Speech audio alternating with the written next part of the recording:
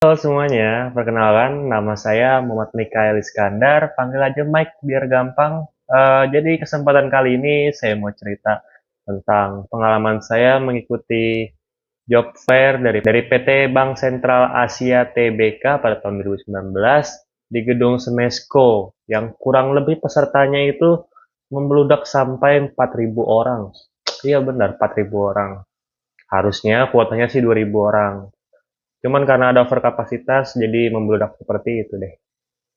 Jadi, oke, awalnya saya mengikuti tes tersebut karena pada bulan Oktober 2019 itu saya masih bekerja di PT Mensi Vision. Nah, di situ udah mulai ada indikasi bahwa semua karyawannya itu akan dijadikan mitra kerja. Mitra kerja itu apa sih? Mitra kerja itu kalau kalian tahu Gojek, atau Grab, Shopee Food, nah semacam itu. Karena waktu itu saya bekerja sebagai teknisi di MNC Vision itu. Lalu melihat adanya perubahan sistem manajemen seperti itu, akhirnya saya mulai berpikir untuk mencari pekerjaan yang baru.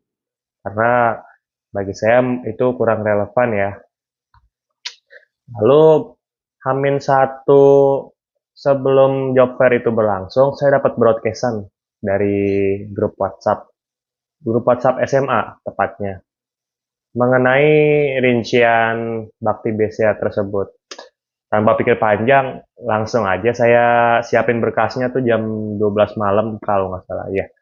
Lalu masih ada berkas yang belum lengkap. Akhirnya jam 6 pagi saya bangun pagi berangkat. Lalu saya ngeprint sisa dan fotokopi sisanya itu di jalan sambil menuju ke gedung Semeskonya. FYI, saya berangkatnya dari Bekasi waktu itu. Jadi kena rush hour pegawai-pegawai kantoran kerja juga, akhirnya macet banget di arah Gatot Subrotonya.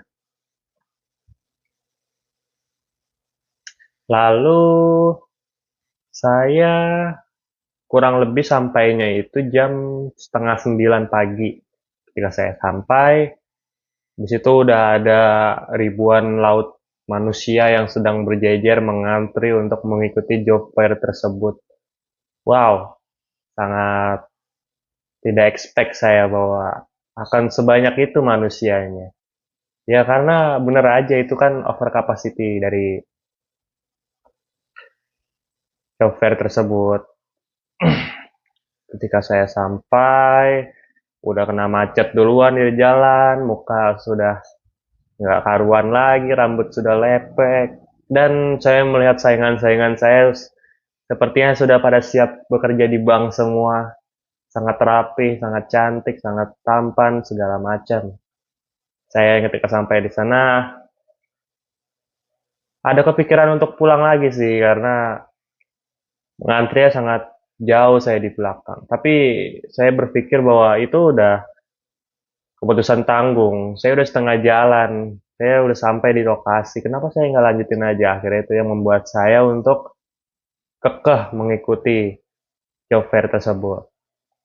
Saya antri dari jam setengah 9 pagi dan kurang lebih saya dipanggil untuk interviewnya itu jam setengah 4 sore.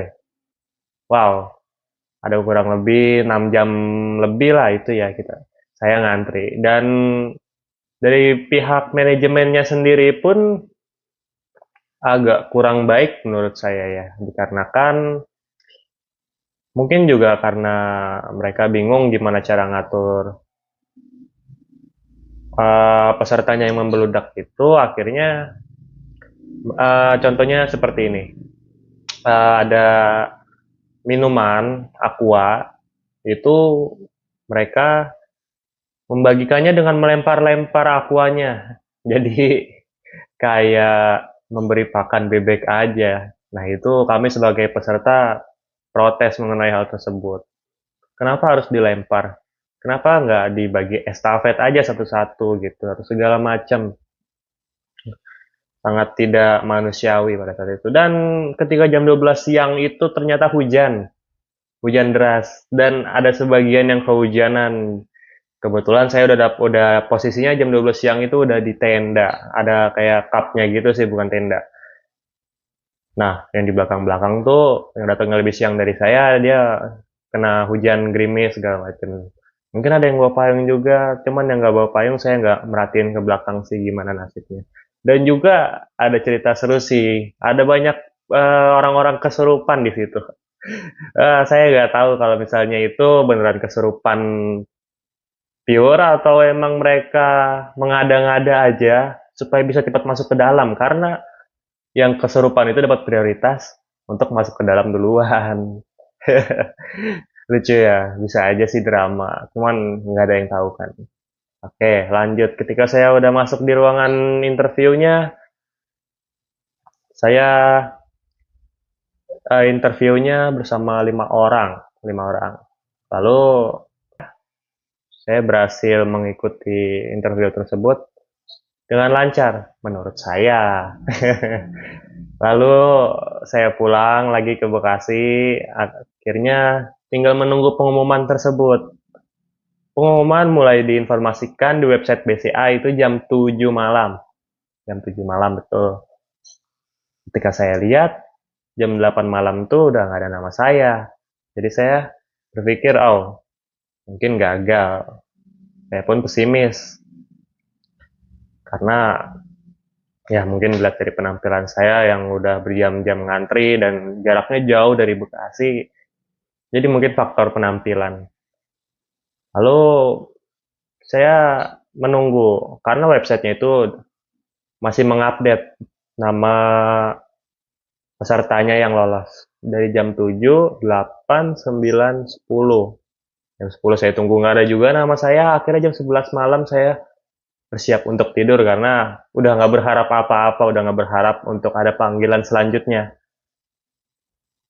Namun ketika saya pengen tidur benar-benar baru meremin mata itu ada notif dari email tiba-tiba. Selamat, Anda lolos walk-in interview. Lalu Anda berkesempatan untuk mengikuti tes psikotes di gedung Centennial Tower Kuningan. Wow, saya sangat tidak menyangka hal tersebut dapat terjadi. Saya tidak tahu faktor apa yang membuat itu, namun saya sangat bersyukur bahwa saya pernah mengikuti tes di antara ribuan orang tersebut dan saya yang berhasil berkesempatan untuk lanjut dan akhirnya saya berhasil keterima menjadi Bakti BCA berkat walk-in interview tersebut. Oke, segitu aja dari saya mengenai walk-in interview dari BCA dan gimana rasanya kalau mengikuti tes dari sekian ribu orang dan berhasil lolos di antara sekian ribu orang tersebut. Pokoknya rasanya sangat mewah. Terima kasih udah mau mendengarkan cerita saya yang sedikit absurd ini. Semoga kalian semua sehat semua dan semoga hari kalian selalu menyenangkan. Terima kasih. See you next time.